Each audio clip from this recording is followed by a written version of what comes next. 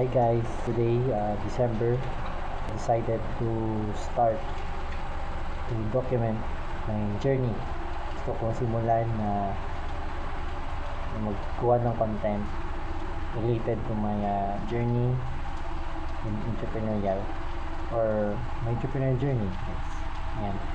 So by the way, pakilala ko muna sarili ko, mga friends ko sa FB, sa mga new subscribers ko sa YouTube. I am Alchi Simpao. I am a serial entrepreneur na for 3 years, 3 years running na actually. 3 years running na. So why I do consider myself as a serial entrepreneur? It's because the early age of 17, 16 that time, kung na kasi ma-remember talaga. I started many businesses together also with my mom.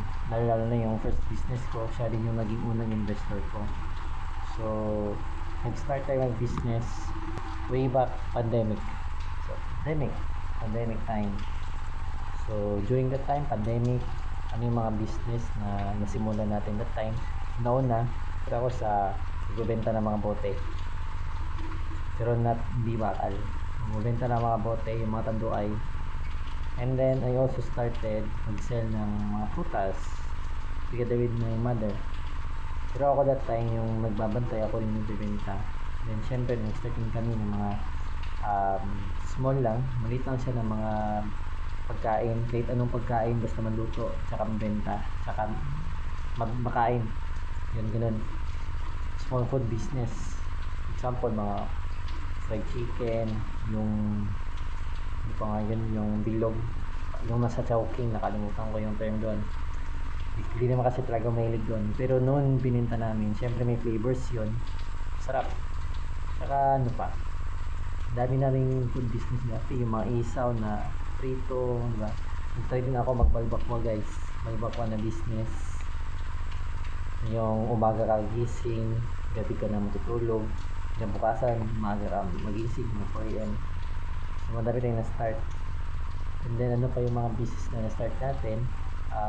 Printing business, yung pagpiprint ng mga mugs, no? Matagal natin yan simulan.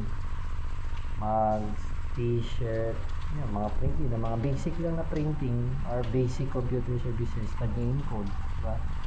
Gumagawa din ako ng sticker dati ng motor, pero not that talagang ano na sticker ng motor, matibay.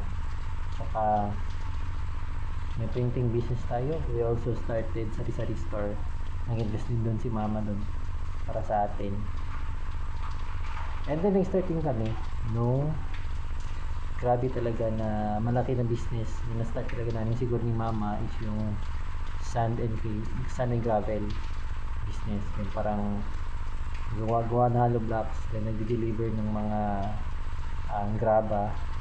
Yun, nag-starting tayo nun.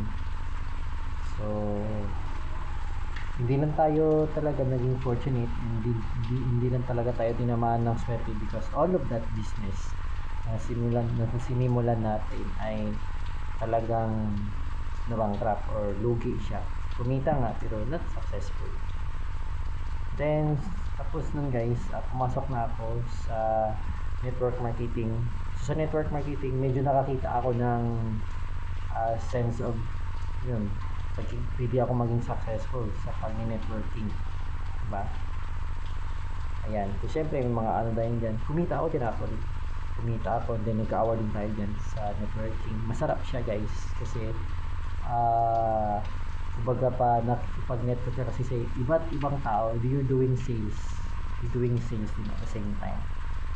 So dito, na-enhance natin yung personal natin, kumbaga nagkaroon ako ng personal development, nagkaroon ako ng confidence, nagkaroon ako ng energy, nagkaroon ako ng knowledge pa about business kasi nga marami din ako mga tao na na-meet dyan sa networking. Kahit hindi sila na sa networking, pero marami ako na-meet ng mga tao. So doon pa ako mas lalo pa nakapag-explore pa in other industries. Then ito na, pumasok na po ako sa pandemic time din ito, itong forex trading, which is ito ngayon yung ginagawa ko, yung forex trade. And then we also started na din ni mama, nag-franchise business din kami guys. Nag-franchise business din kami.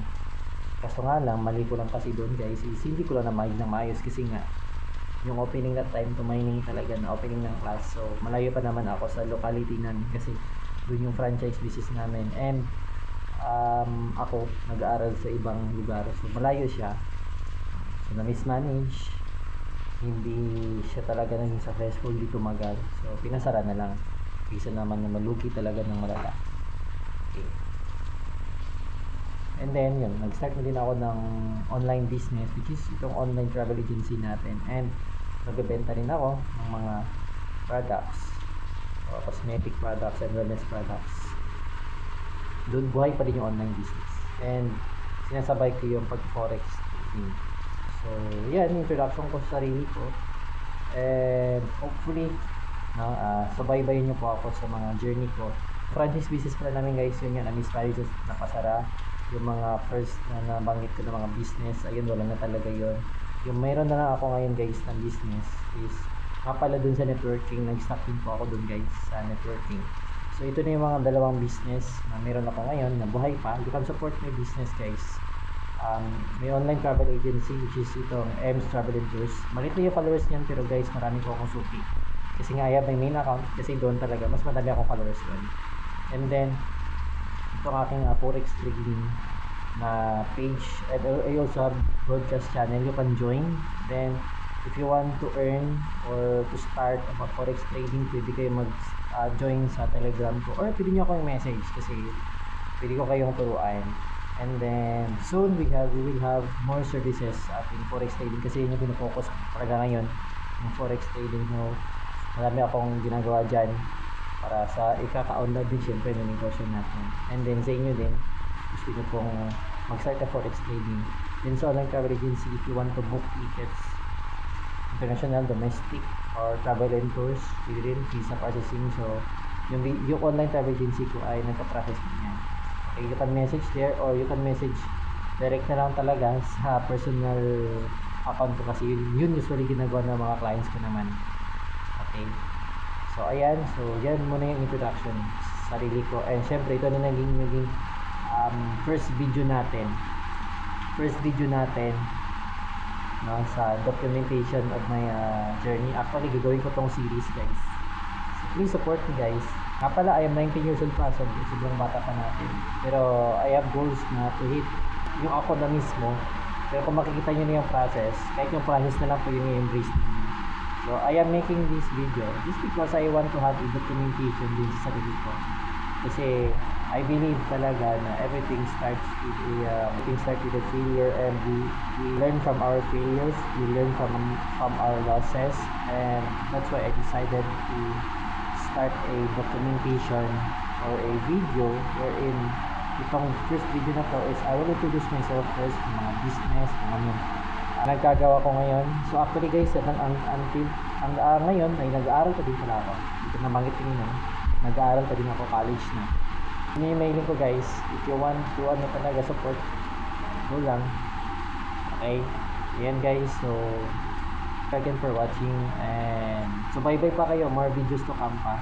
So we will make videos related sa business, also motivation, experiences ko, share ko din. Saka syempre yung mga knowledge na meron ako, I will try to share it to you guys. Kahit sabihin natin wala pa akong results, diba? Wala pa akong results, pero ito rin kasi yung mga nagdadala sa atin ng results is syempre yung mga experiences din natin o yung mga knowledge. Okay, kasi may iba nga mayroong results pero tatawag, yung other term dyan is cheap success.